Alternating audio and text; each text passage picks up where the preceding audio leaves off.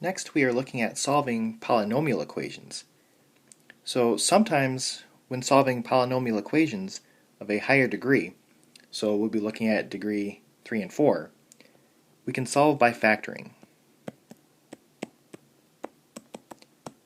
Now, this won't always work. It will in this section, but in a later section, we'll look at ones where factoring doesn't work, and we'll actually learn a new method of how to solve those. So here we're going to try factoring, and it will work. So 10, we have 2x cubed minus 8x is equal to 0.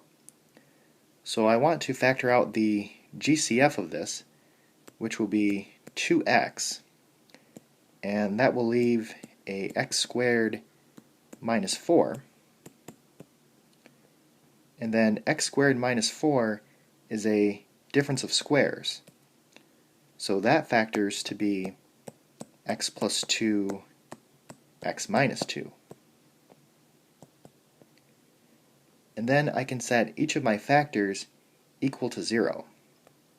So 2x is equal to 0, x plus 2 is equal to 0, and x minus 2 is equal to 0. So x is equal to 0, x is equal to negative 2, and x is equal to positive 2.